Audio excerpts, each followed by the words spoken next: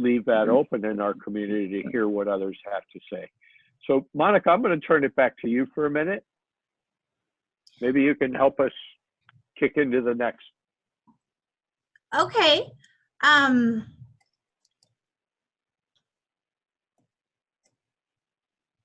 Well, does anybody have any thoughts about the about this kind of declaration process that Scott is initiating in the U.S.? Mm-hmm. And maybe Corinna, that you were part of that team.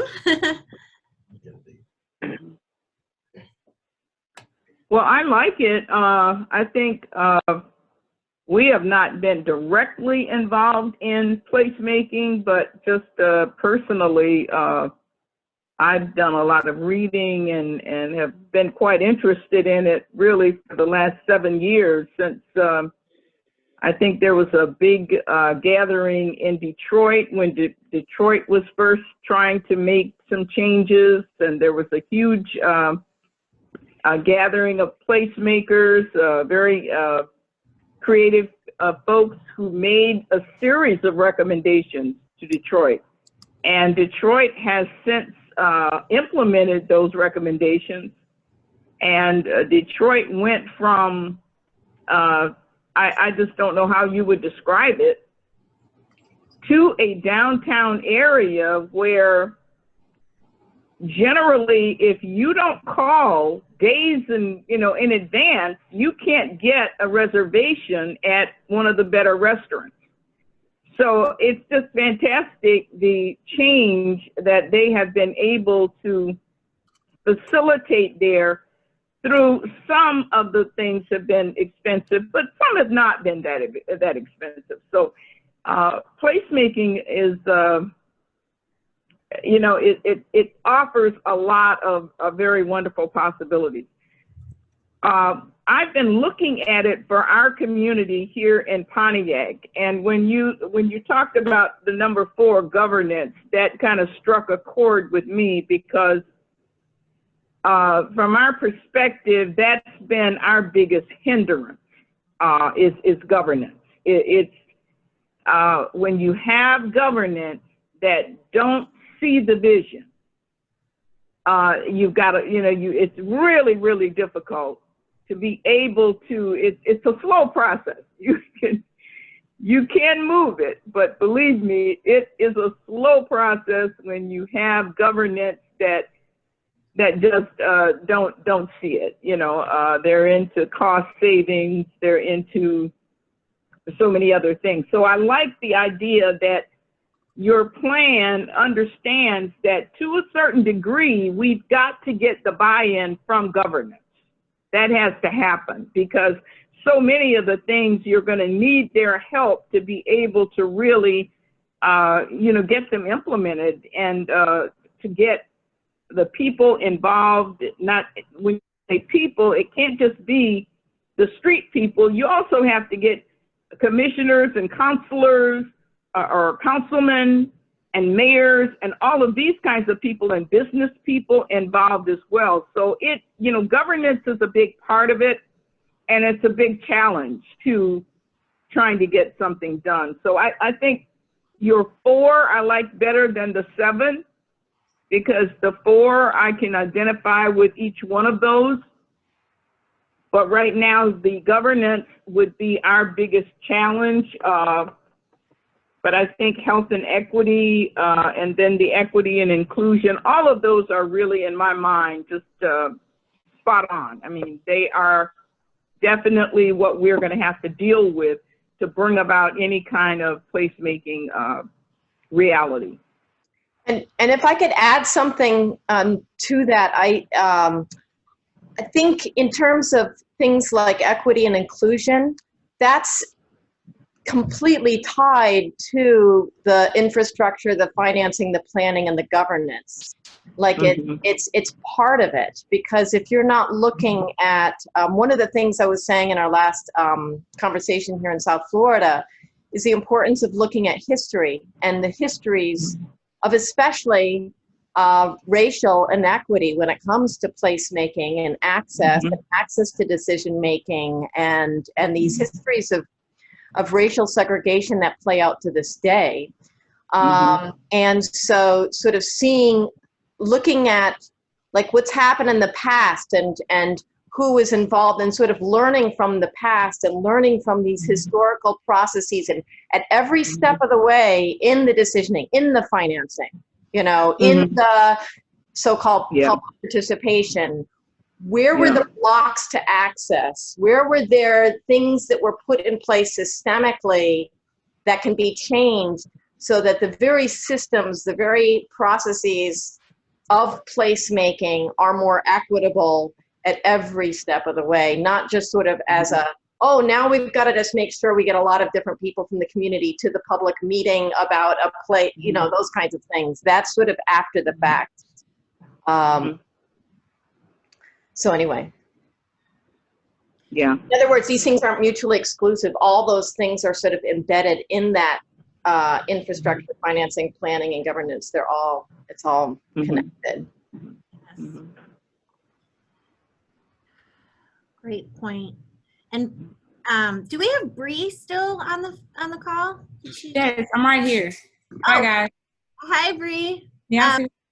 Not seeing you for some reason. What do you think about that? With you're coming from Chattanooga, and Chattanooga 5 years ago really took some risky steps in their recovery and adopted innovation districts and placemaking to honor kind of bottom-up, innovative, creative cultures. And of course, there's always still problems with governance, but what do you think about that, with placemaking being this bottom-up process, but yet we still have to deal with governance, as Katha was outlining our issues here? Yeah, so a big point of placemaking in its entirety is just looking at the process in which it gets implemented and the process in which it's brought up. We know that placemaking is traditionally a grassroots, localized movement, a force of, you know, minds meeting. But we also know that placemaking was implemented because the right people got involved. So understanding that, and Chattanooga is in a very interesting situation. I don't know if you all just saw, but Mayor Andy Burke, who's the mayor of Chattanooga, was just on CNN yesterday, and he was discussing how Chattanooga, as well as some other counties in the state of Tennessee, will remain closed, even with the governor telling us that now we are to be open. So when we talk about governance, and you talk about the split in having, you know, equitable decisions and having not capitalistic decisions, not decisions based on purely the dollar and the economic backbone, but you start discussing what does health actually look like. So putting people's health on the line, the governor of Tennessee has now decided is okay, open it back up. But then you have Shelby County, Hamilton County, Montgomery County, Davidson County, all of counties which I've lived, whose mayors have come out and said, no, you won't open Tennessee up. So placemaking and being able to make safe places, being able to understand that just because there's $1 on the line doesn't mean that the place that we're making is equitable. It doesn't mean that it is systemically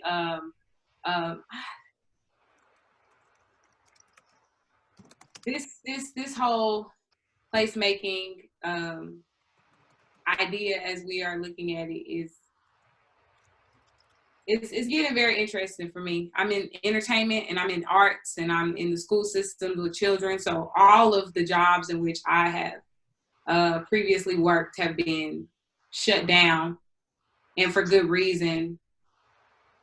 So when we talk about governance, I was in the conversation. I was definitely in the conversation because that's something that I've been thinking about as of late when it comes to just my own personal well-being. There are things that are being cut out from my life that if the state of Tennessee does open back up, I'll be okay because I'll be able to run concerts again and work with the children in school again. And all of my jobs and ways in which I've been able to live will start back up. But again, having our climate be at risk and having our environment be at risk and having our, you know, children who we know deal with racial disparities at risk for the sake of capitalism. It's a conversation that I prize. So I'm sorry if I was long-winded. If you have more to say, keep going. Yeah, we're going to be here for a while. Give it up, Brie. I know. I'm gonna let everybody else speak. I'm watching the participants go up, so you know we have to share the pie here. But I really like to mention one more thing, and then I'll get off of this topic. But it is important to also identify your leadership. So being able to identify what leadership looks like in the ways in which people lead, so that we can make leaders fall to our needs as grassroots organizers. Mm-hmm. So we talk about the 6 hats and how people approach things, knowing your leaders and knowing the things that they have interest in and knowing the things that they have stake and stock in are always a one-up. You know, if I'm sitting there with a legislator or if I'm sitting there with a governor or a mayor and I'm bringing up my needs, I have to somehow make it appealing to her or him in order for the change to be brought about. So when we look at the 6 hats and you look at how people operate on their day-to-day, always watch what your local administration, what they're doing, the things that they choose to take stake in, if they are creative, if they use their creativity, if they use their feelings, if they use, so we go into the 6 hats. I love how we put that in there, how Monica and Jim have brought this kind of vision full circle, because the 6 hats are important indicators for how you should approach people when we are grassroots organizing. Wow, great, thank you. Got some love for the 6 thinking